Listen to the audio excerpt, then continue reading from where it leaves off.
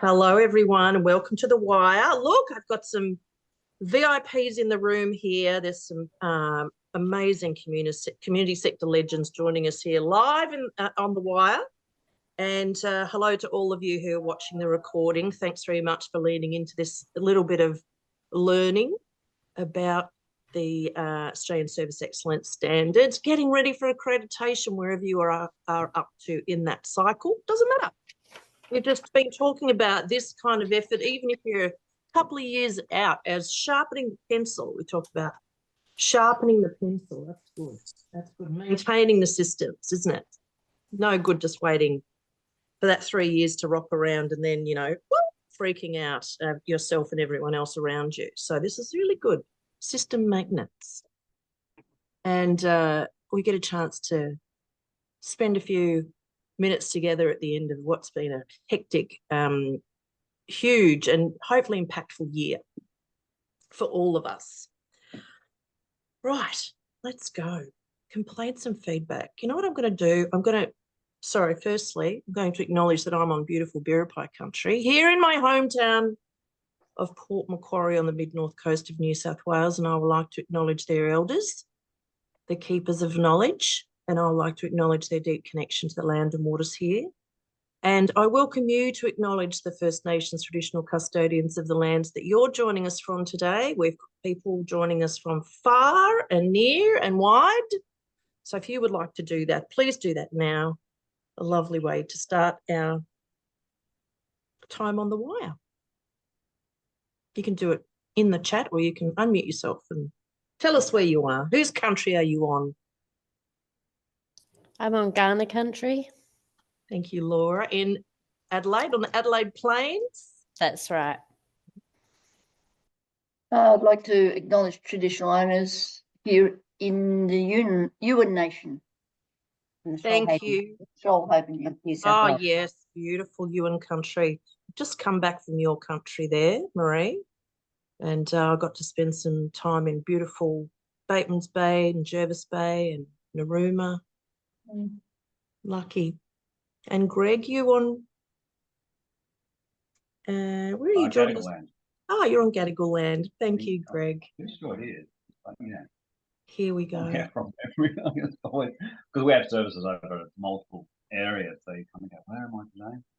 Where am I today? That's right. We get a bit like that, don't we, when we're travelling around? I always get my Wurundjaris and my Wiradjuris mixed up too. It's a chronic thing in my brain. I don't seem to be able to just remember. I often get that wrong. It's very embarrassing if I'm on the wrong country and I get those mixed up.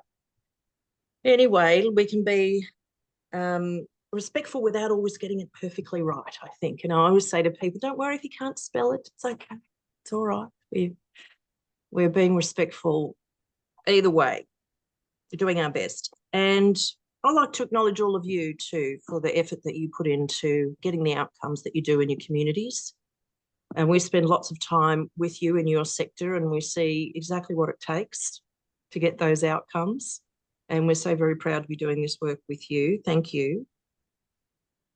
Complaints and feedback. Look, it's not the merriest of topics, is it? If we focus just on feedback and we thought about, are there ways to get all just the amazing feedback?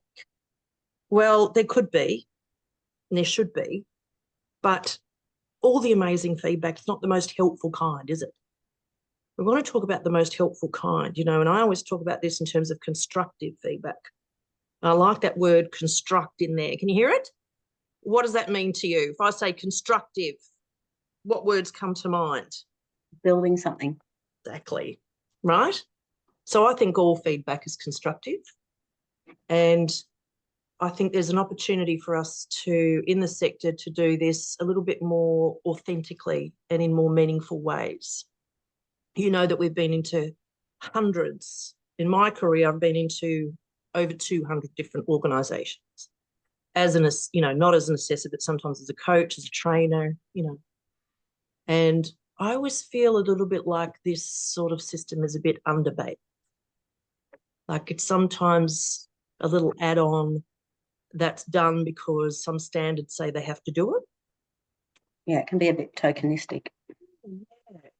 I Look, I don't think there's any way that you can know if you're delivering a great service that's meaningful for your clients and community. I don't think you can know if it's good, bad, or great unless the community and the clients are telling you. I just don't think you can, I don't think you have the right perspective if you're just telling yourself. Or if your funders are telling you. I really feel that the perspective on quality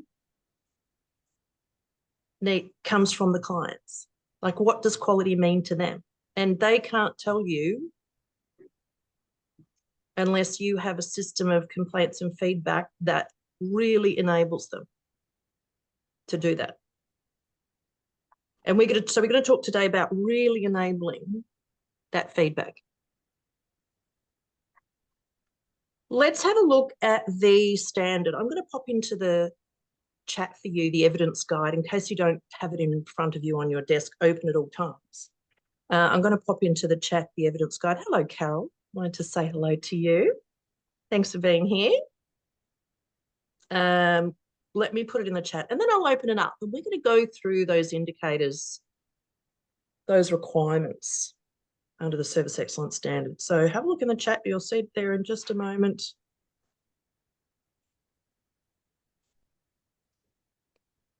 Now, the evidence guide, of course, is the best sort of source of truth when it comes to, I've forgotten where I put it. Here it is.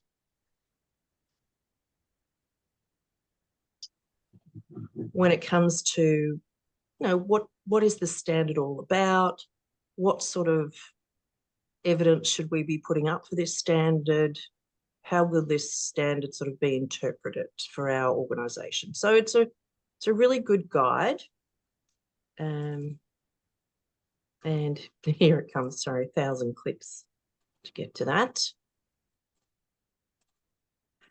And somebody was asking me before about, have there been any changes? This standard 8.2, and when that opens for you in the chat, you'll find the standard that we're looking at on around about page 88. So click on that and open it up if you like. I'm going to open mine up in a moment as well. And I'm going to show you where there is a little wording change in this standard from version 9 to version 9.1. And version 9.1 came in July last year. All right, so only minor changes, but things to be aware of because it'll mean a change to your process. So I'm going to open up the evidence guide now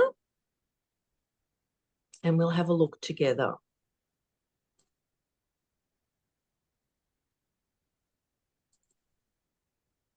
You'll see that there are 5 indicators in that standard 8.2. And this means there are 5 things that you would need to be doing in order to show that you are meeting the requirements of the standard. So I thought I might go through those with you and we could have a look at where I've seen greatness and where I've seen gaps, okay? Greatness and gaps. Now, the very first thing to have a look at is this standard in a nutshell. So if we have a look at the standard, it says strategies to engage and respond to consumer feedback are effective. So responding and engaging. And these strategies are effective, meaning they are achieving their objective. Right, so if your objective is to engage people in giving you feedback about the quality of your services and how they are meeting individual client need or community need, and how people feel you are responding to their feedback. So whether it's responding to a complaint or whether it's responding to feedback that they might give you that talks about an improvement or a feedback that they might give you that talks about a strength, you know, how do you respond to that? You know, how do you share that information back with your community so that they know that their feedback is making a difference? So I feel like unless clients and community know that their feedback is making a difference, they will disengage. They will sort of feel like, oh, well, nothing ever happens. You put that in, you don't know where it goes. So I really feel like the story around you told us this and we did this is a powerful one.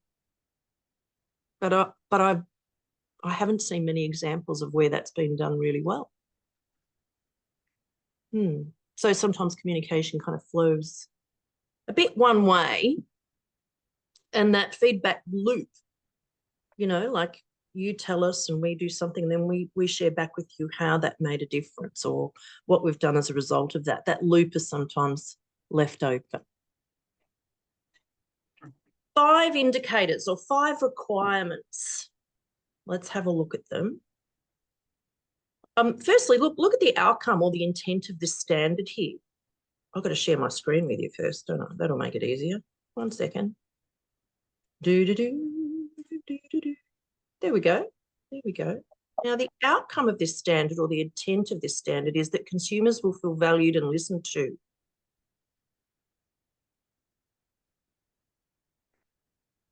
So when we come to visit you, we do ask clients, do you feel valued and listened to? And they'll say, oh, yes, we do. And I'll say, well, how does the organisation help you to feel that way?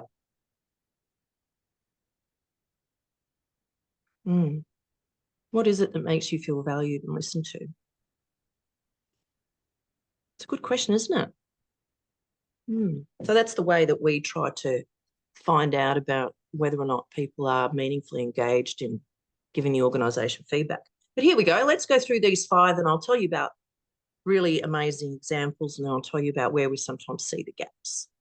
Questions and comments can come at any time, of course.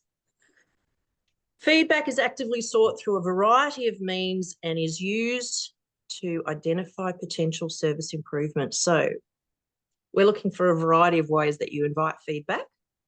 There's some really good examples there, but that's a fairly limited list. I'd love to hear from you.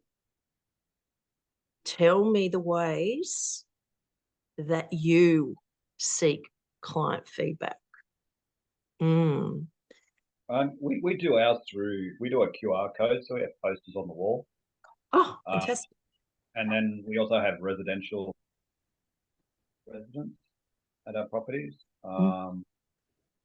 So we get feedback through there and then we ask, do they I guess it goes to SurveyMonkey and then they'll fill out a survey so they can be anonymous or request a feedback from us or a phone call back from someone. So as you said before, they can actually see that, someone actually does call me back and did take notice of this.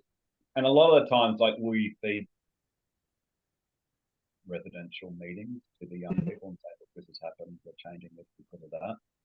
I guess that's a positive way. And it's easy for the kids. They just grab their phone and the posters are all around the place.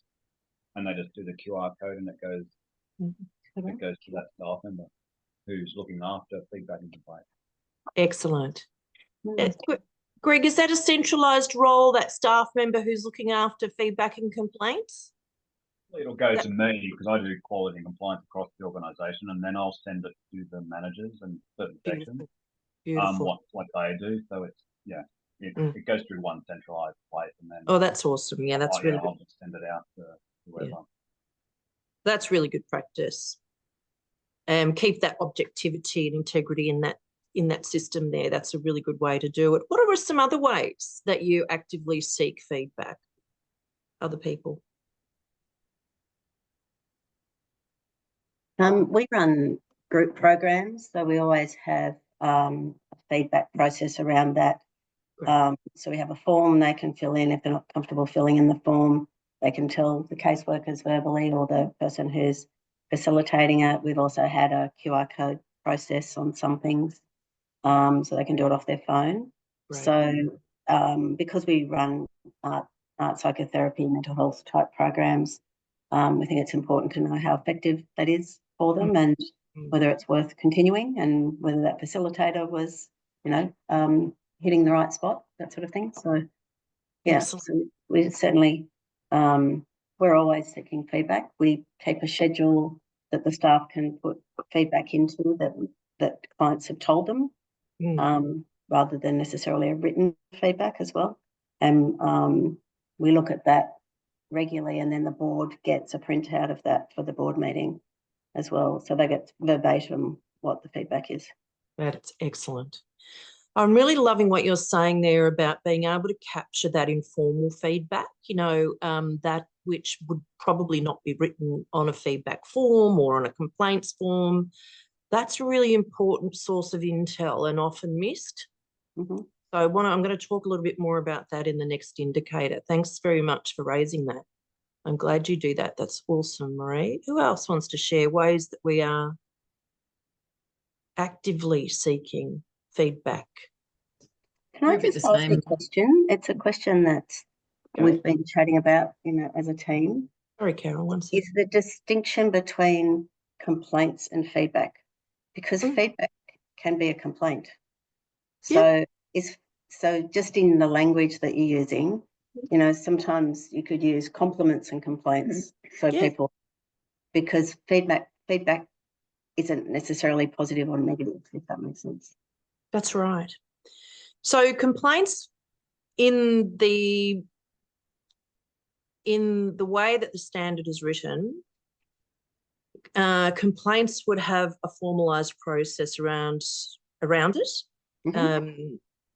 And it is a complaint about a service not being delivered in the way that it was expected, or in terms of a standard, or in terms of your consumer charter, or in a disrespectful way, or in a way that didn't observe the client's rights.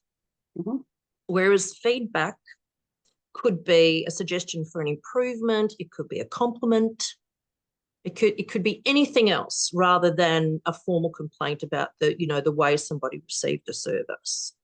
So that's the way that we see the difference. Yeah, but it could be compliments and complaints. It often is compliments and complaints, but you wouldn't want to miss that opportunity for people to sort of give you ideas about tweaking a certain process. So they may not have a complaint about it, but they might say, I feel like this could be better. Yeah. You see that? It's not really a compliment, is it?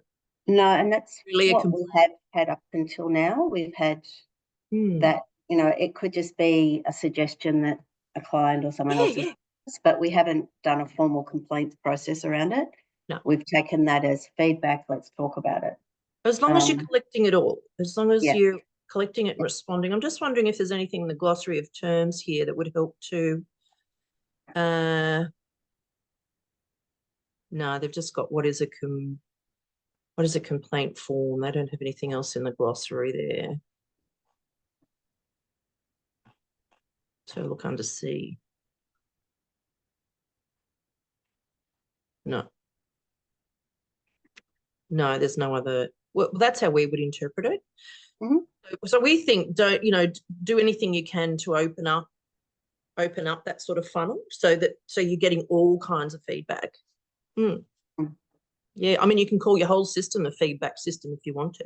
You don't even have to separate complaints out, but you would need, if somebody wants to make a complaint about the way that they received a service or the way that they were treated, then that should be formalised as a complaint, because that will have its own sort of feedback mechanism and investigation mechanism in there. And we're going to have a look at that right now.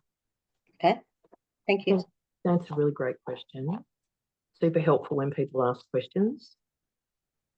The second, just to say there that that requirement says that feedback is used to identify potential service improvement. So a question that we always ask as assessors is, can you give me an example of where feedback has led to an improvement? So I'm really looking to track that through. So here's the feedback that we got. It came from this working group, or it came from this training evaluation, and here's where we made the change. Right, so I'm really looking for examples that demonstrate that. The next indicator here, or the next requirement here, is that there's a process for managing consumer complaints. So this is where we get into that more pointy edge, I think, of the sort of feedback spectrum, isn't it? I'm unhappy. I didn't like that this happened. That sort of that sort of feedback, yes? And so there needs to be a process. Look, I would say it should be a system, but it says here it's a process, which means you've got to have these certain steps involved.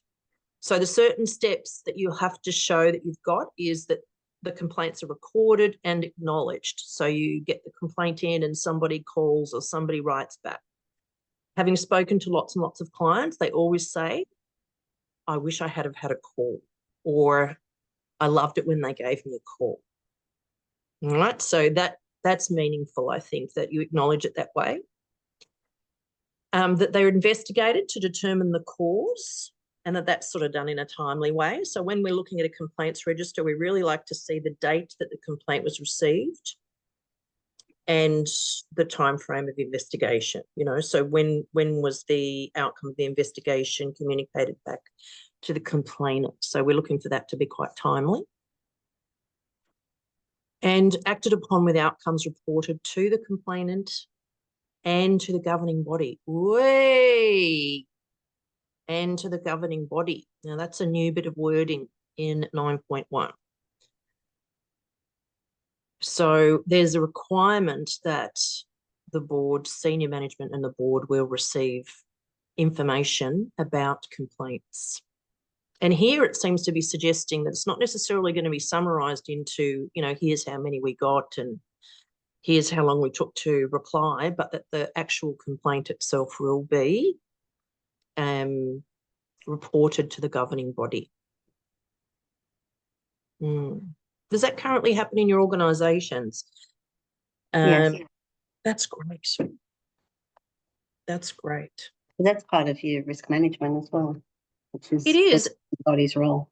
It really helps the board to manage reputational risk, doesn't it?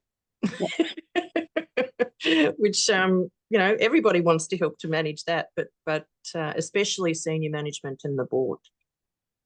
So that's the reason it is about managing risk. You're absolutely right. It's a standing item on our agendas for staff meetings and board meetings now. Yeah, That's same with us. that's openness. A lot of you will have values in your organisation that talk about openness and transparency and that sort of thing. And this is, you know, this knowledge management. How is information shared across the organisation? I will say one thing that also recently that's come up for us is,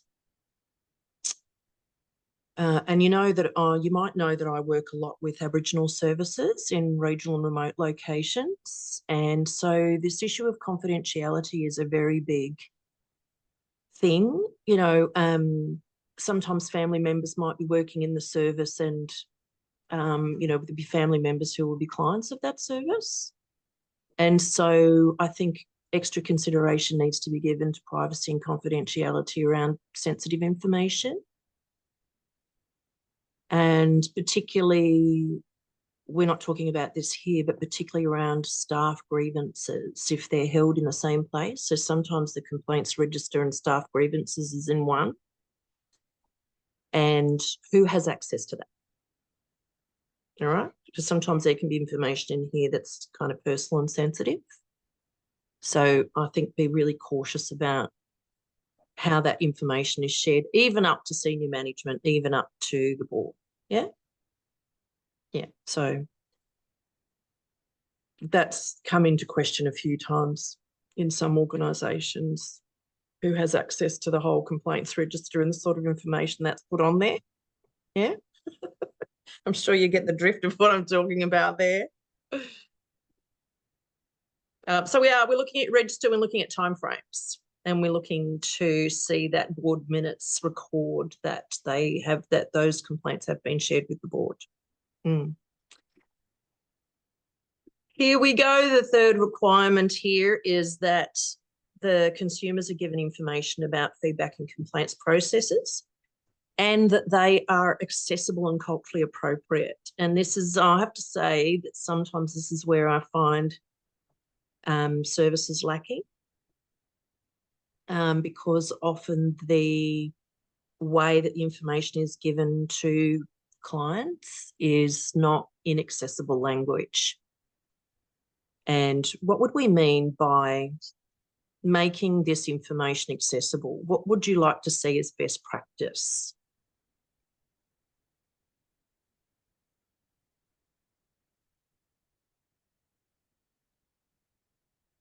Make sure that jargon's not heavy. Fantastic. Yeah. Language is easily understood. Yeah. And what would make it easy to understand, do you think?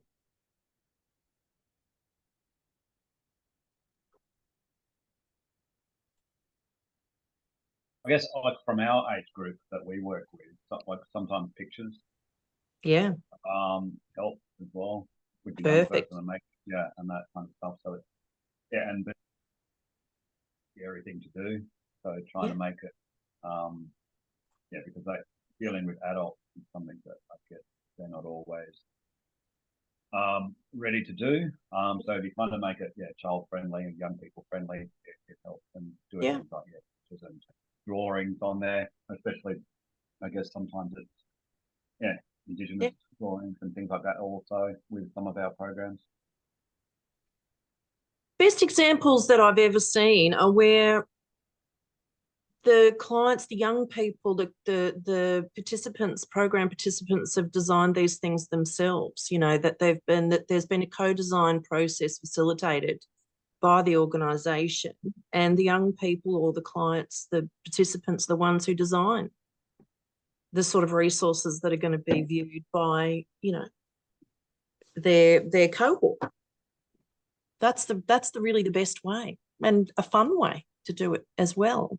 So where I see posters and where I see sort of, flow charts and things like that have been designed by clients and consumers, that's where I get excited. I've put 2 good examples of Read Easy resources in the chat for you. You can click on those and have a look at what we're talking about there. I mean, the NDIS has such a lot of great resources that are participant focused.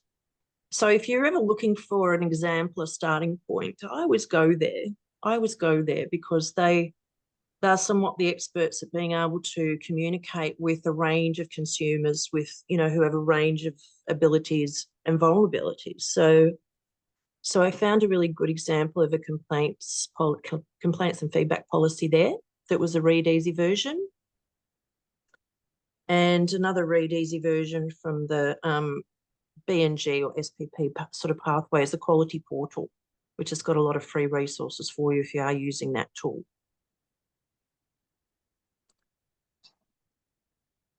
So, I think to make the information about how people can tell you how they feel about your service really accessible.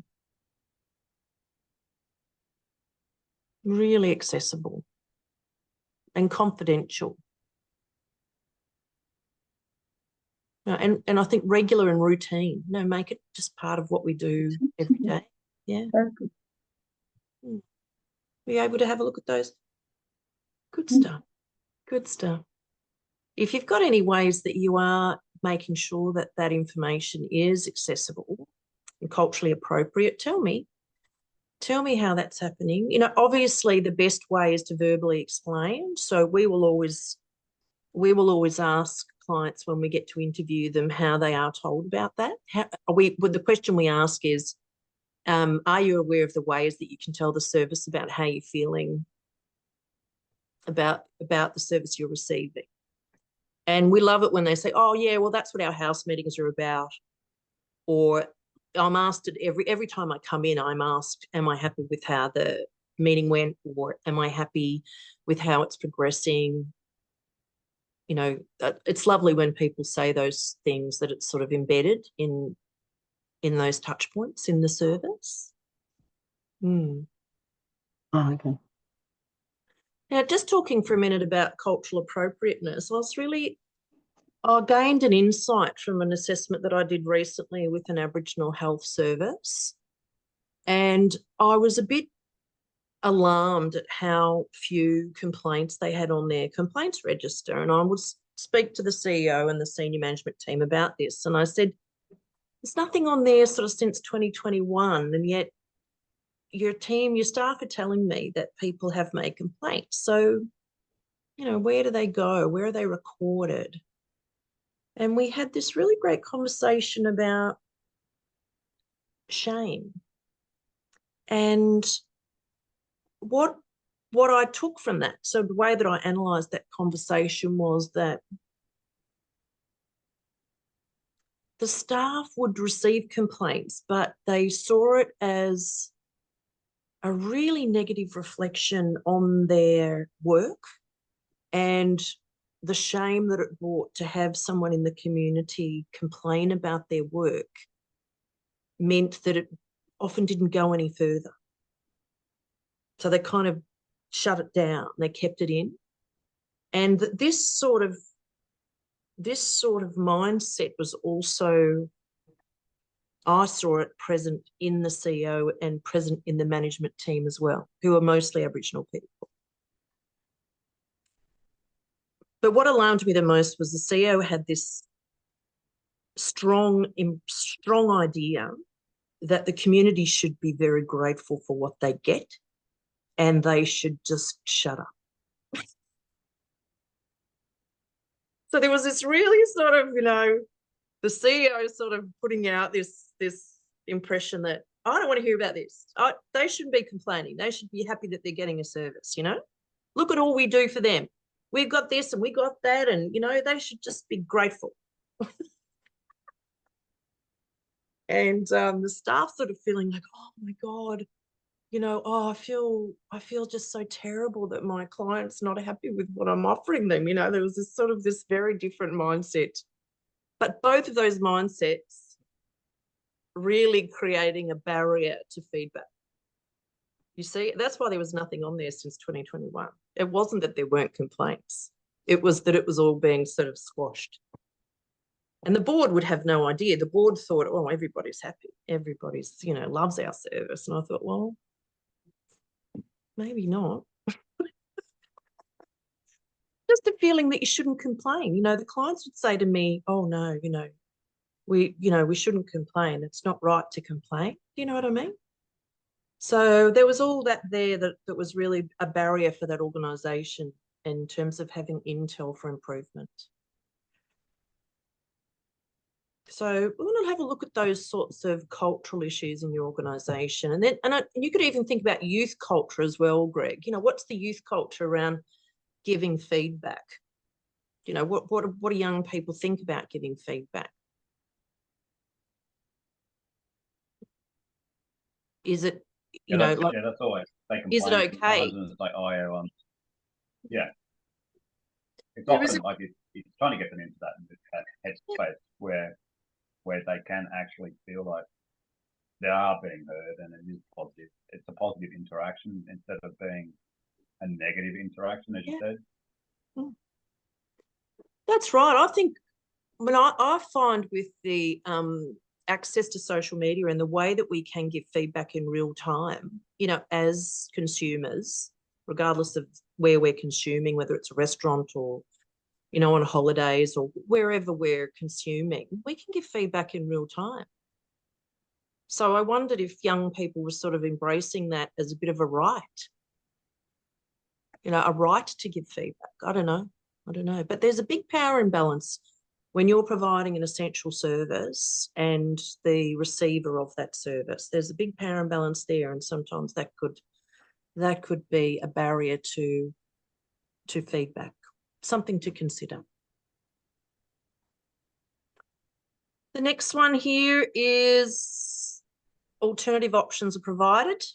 So it's essential really that we see that there's information about where a person might be able to get an advocate if they wanted to take their complaint outside of your service. Okay. So that could be in the form of brochures, or that could be the number or contact details for an advocate in your rights and responsibilities brochure or in your complaints and feedback brochure. And the last one here is that those complaint outcomes and trends are reported to senior management and to the board. So that is really talking about a bit of an analysis and trend report, isn't it, over time? So you might do that quarterly or you might do that 6 monthly. But the previous one is really talking about that complaint information getting to the board, the information about the actual complaint. So there's two things there that would need to go to the governance level. One is a summary and one is the actual complaint. Now, we will look for exactly that. We will look for a trend report, or we will look for a way that your complaints and feedback register can be analysed. So the worst practice would be to have them all on a piece of paper in a folder, and the folder be up there on the shelf, because that makes it very difficult to analyse and trend what's going on, doesn't it? So good practice would be that you would have a register that would enable you to be able to categorise the types of complaints, or the types of feedback if it's an improvement feedback. But this indicator is talking specifically about complaints. So you need to record it, I think, in a way that enables you to do that analysis and see those trends. Would you say that your current complaints register would enable you to do that? You don't have to out yourself. It's just to ask yourself that question. Because this is a really great source of intel for you, a really great source of data that tells a story, and the story it's telling you is one of risk. Yeah, I mean, if you're having a look at all your compliments, that's one that's telling you a story of your strengths. But if you're looking at complaints, it's telling you a story of risk, and it's showing you that you might be cruising for a bruising. Yeah, a really serious complaint.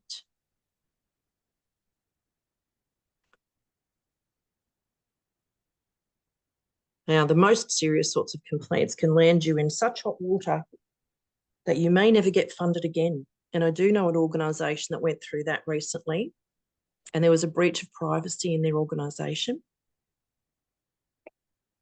And it was a housing organisation, and the tenant found out about it.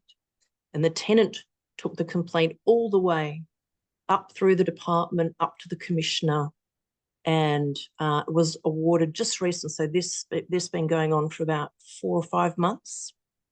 This, and the complainant was just awarded or just settled out of court for, what was it, $20,000 compensation.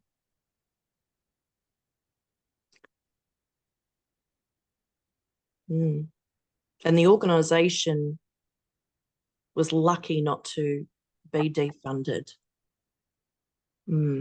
The organisation for whom the person worked in, that breached that person's privacy by going into a database, a DCJ database, and giving information to a family member about the whereabouts of a woman who was escaping violence. Serious stuff.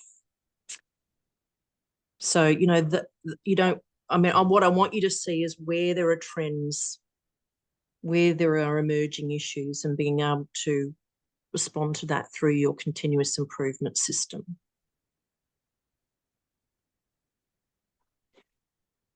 So there we go. There are the indicators. There's my, best assessor kind of, suggestions to you about how to get the tick, how to get that standard met, but also ways that you might think of strengthening. I think the best way to look at this, as I started to say at the beginning, is through a systems lens. So if you like, we can do a quick systems analysis. Those of you who've taken the systems ride with me before, we get to draw something. What's the best way for me to show you this? I might just draw it on the screen. Let me just stop sharing that for a moment. And we'll quickly analyse our system for complaints and feedback, shall we? So I'm going to just see if I bring up a whiteboard maybe. Here we go. Here's one.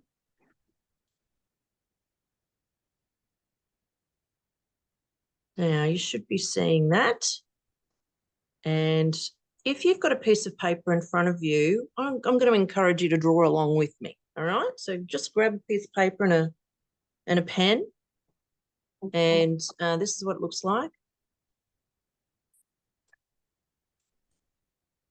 So when we come, and this is really when we come, this is what we're looking for. But when you're looking at the standards, you'll sometimes see the requirements through this lens as well. And I've got a circle here, I've got a circle here. How's yours going? Is it looking a bit like mine? Yay. All right, there's the system. And this is a system for complaints and feedback. So in the middle here, I'm going to put complaints and feedback. Or feedback and complaints, whatever you like. All right. So that's what goes in the center. Oop, there we go. Make that a bit bigger. Oh, she's having some fun. So this is our system for complaints and feedback. And if it's a well-functioning system, if it's a nice, strong system, it's going to have these 5 things. So let's go through these 5 things together, and I'll get you to write a couple of ideas about how you do this. The first one is everything that happens to do with complaints and feedback must be documented. And that's going to be documented probably in a policy and procedure, isn't it? Maybe a flow chart. I like flow charts. It says all the steps, shows you visually. What are the ways that you've documented it? If you're drawing along with me, what you'll be doing now is you'll be writing on that outside of that little circle that you'll be saying, well, and we have one of these, and we have one of these, and we have one of these, and we've got this, and we've got that. Got it in our rights and responsibilities book, and da-di-da-di-da, right? So you'll be writing down there the ways that you do that. Everything to do with the complaints and feedback system must be documented. Okay, the next one here is our I for implemented. All right, everything that's written down in your policy and procedure and your flow chart must happen. All right, you can draw on the screen if you want to give me some ideas of what I'll see. What will I see if I want to know that you've properly implemented your complaints and feedback system? What proof am I looking at? It'll tell me, oh yeah, they actually do what they've written in their policy and procedure. What am I looking at, do you think? You can write on the screen, or you can tell me. What would I be looking at that would tell me that you have implemented it?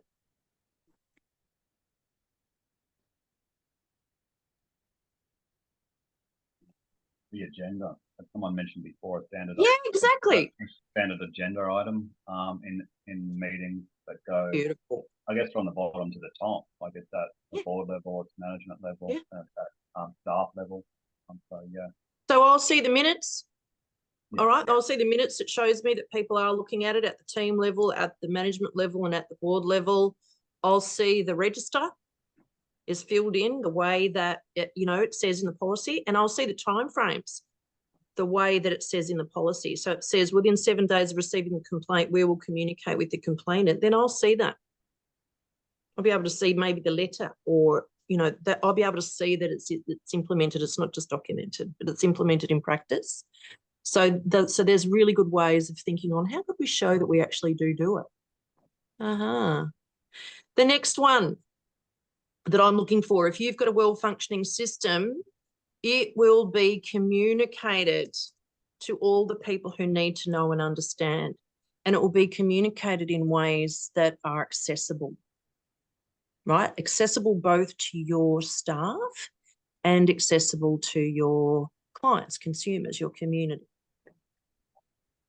So the way that you're communicating that, you can help me if you want, will be in information booklets, in induction, in brochures, on the wall. when we go through the information at intake, it's there, we explain it verbally. Even communicating the outcome of feedback. You know, well, I like to see that in the waiting area. I like to see that saying, hey, you told us you wanted more of this and this is what we did, you know? Or, you know, you said you want less of this and this is, you know, we're doing that now. It's really great when people can see that their feedback is making a difference. DIC. Ooh. I'm going to leave that one for a minute. I'm going to go around here to this one. And this one is delegated. Everything that happens to do with the complaints and feedback system is delegated. And it will be delegated in things like a job description. It will be delegated in the policy and procedure around whose responsibility it is to receive it, to respond to it, It will be delegated maybe even on the flow chart, and it might even be delegated in the register, who's following up or who is the owner of that, yeah? So Greg said he has a sort of a quality and compliance role, so he's delegated to receive the complaint, maybe record the complaint, and then share the complaint with the relevant manager, yeah? So the important thing about delegations is it's delegated to people who know how to do it. So they're properly trained and they know it's their job, right? So they've been told that this is their job. You'd be surprised how many times things are delegated to people and they go, oh, I didn't even know that was my job. I did sit in an interview once with someone and I said, so you're the fire warden. Tell me about the training that you've had to be the fire warden. This person just looked at me and said, no, I'm not the fire warden. Am I the fire warden? So there you go, delegations, you know. If it's not delegated, it won't get done. So the delegation is really important in a system. And what's the blank one? If anybody wants to have a red hot go of what the blank one is here, off you go. People who know, what are you telling me? What's another part of a well-functioning system? Would it be outcomes? Almost, you're on the right track. Starts with E. Evaluation. Yeah. That's it. That's right. A well-functioning system is, I'm going to say routinely or periodically evaluated. And what are we doing when we're evaluating our system? We're looking to see if this system is really working, you know, the way that we intend or the way that we need it to work for us. So if you want to know if your complaints and feedback system is working or not, what intel or data could you look at to tell you how good this system is? Paperwork trail that you've done, the processes, procedures, the policies, Great. all of the stuff that you've had to follow to get to the end.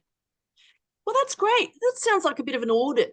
You know, like you could have a bit of an audit to see if everybody's doing it the way that it's intended. So audits are really good ways to tell if your system's working. Having a look at the number and trending the data that's on your complaints register is a good way. Having a look at some of the timeframes around responsiveness is a good way. Asking clients if they feel like the process is smooth or what would they like to see improved. When I ask clients that question, you know, they're able to say I remember one lady saying to me very clearly, she said, what I would have liked is if the CEO had given me a call. You see? Very specific about what she wanted, and she didn't get it. She got a form letter, and she didn't appreciate that. And I want to say that Aboriginal people are not the only people who prefer an oral communication method. A lot of people prefer to have an oral, you know, face-to-face talk about their complaint, don't they? So things to consider. Now, this little one here, this is the one that I see missing most often when I am analysing systems in organisations. Systems are things that help to get important things done, you know, and they see all the parts kind of fitting together. But this one here has a very important relationship with something I know that you're all passionate about. I'll take this one here. Where's my squiggly line? Whoop. I'll take that, that'll do. And take this over here. And this is called CQI, which stands for, what does that stand for? And that's Quality insurance is the QI. What's it? Continuous quality. Insurance. Yeah. you Oh, got it. Improvement. see, yeah, continuous quality improvement. quality improvement. You got it. You got it. Hmm. Now, if you can get continuous quality insurance, go for that, because that sounds good, you know, and that sounds good too. But I'm going to say continuous quality improvement is the effort that we then apply when we understand where our strengths and our weaknesses are in our system, right? So, you know, this standard says we want to see that you're getting feedback, but we want to see that it's leading to improvement.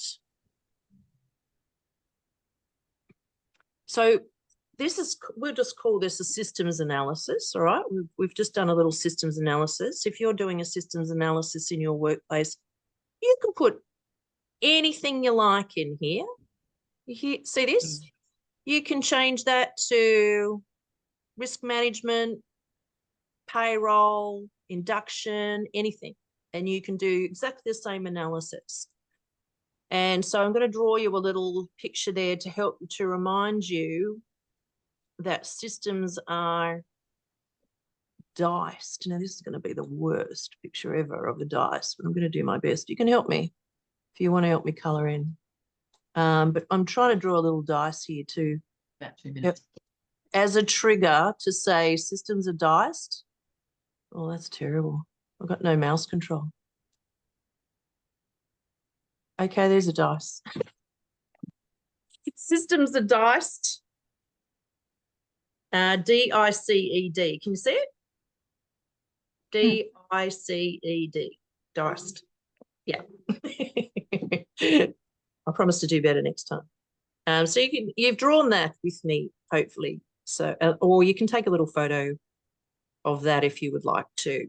But that's the way that we're looking at your systems of work in your organisations when we come in as assessors.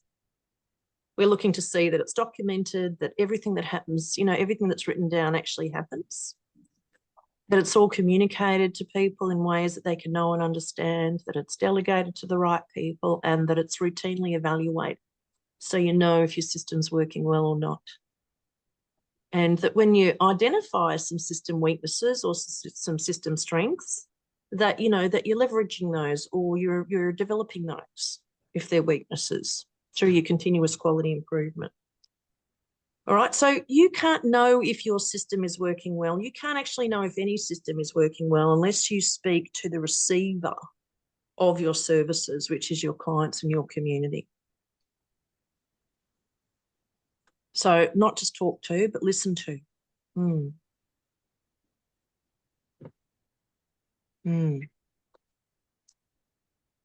Any other thoughts or questions about this lovely standard? Do you think we've unpacked it sufficiently for you to be able to rush back to work and make some improvements? Or have you been validated to say, whoop, whoop, we're doing well? You're doing well, aren't you? Yeah. So the things that I want, that I've seen, that I love are lived experience groups, right? Where people are resourced to come together regularly and give you feedback about how your service is going. So I can call that lived experience group. You can call that whatever you like, advisory group, whatever. And client, consumer engagement groups, whatever you want to call it. But I love it when I see that. Sharing the results of feedback on Facebook, Instagram, however you share your information on your website, in your annual reports, posters on the walls, verbal approaches.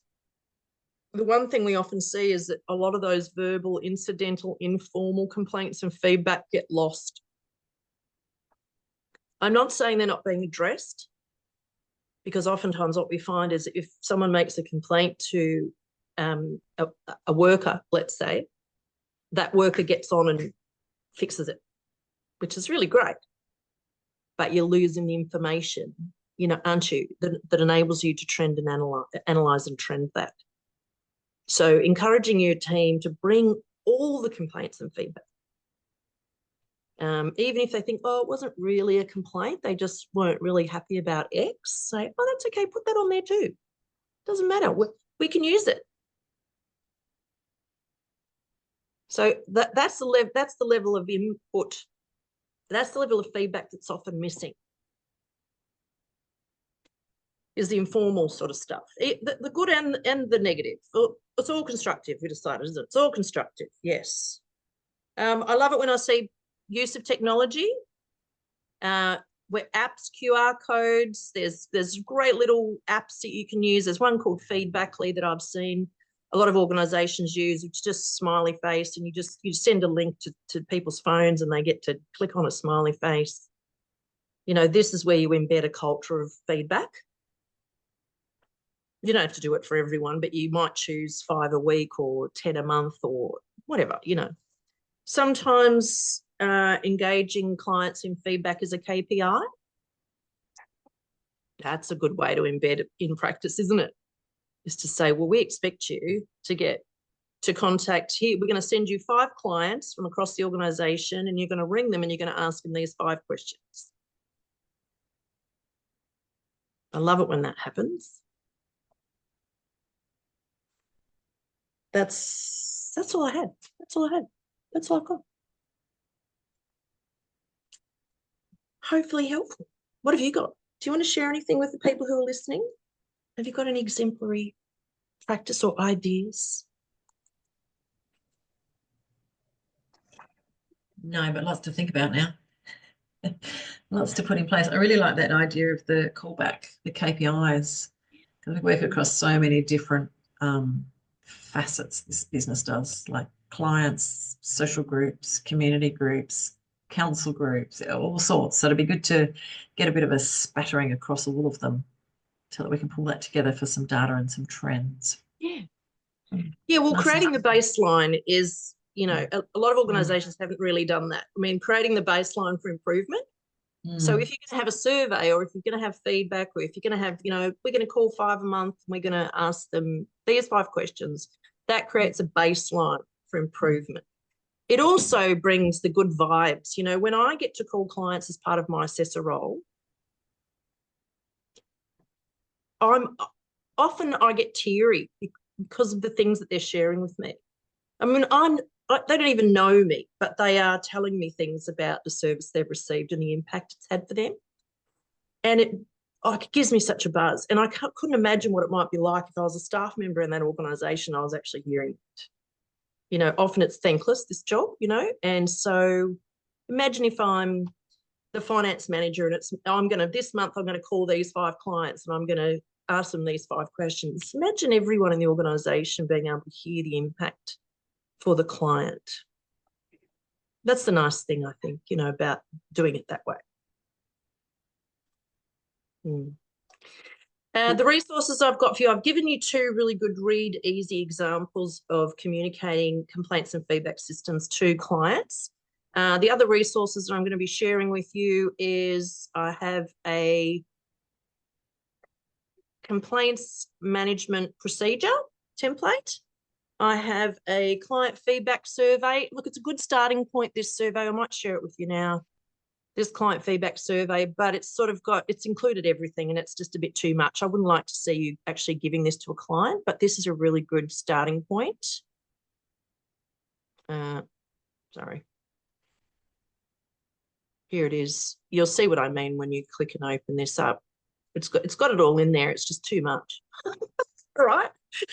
So But if you wanted to create your own, you could start from here. And I'm also sharing with you a really fantastic resource. So I'll put this in here as well, so you don't have to wait for it. This is from NADA, which is the National Agency for Drug and Alcohol Services. So they're a peak body. And what they've done is created a consumer engagement, consumer participation audit tool. So you could use this to inform your improvement if you wanted to. But all those resources plus the recording will be available tomorrow, if not tomorrow, then definitely Monday for you to have and to share. Merry Christmas. Merry Christmas. Thank you very much, Marie. Thank you, See you, Marie. Laura. See you, everyone. Bye-bye. Here, really love that. We've got lots Thanks, coming Marie. next year. We'll email you soon about all those exciting things. Excellent. See ya. Thank you so much. See you later. Thank you. Bye, everyone. Oh, that was good.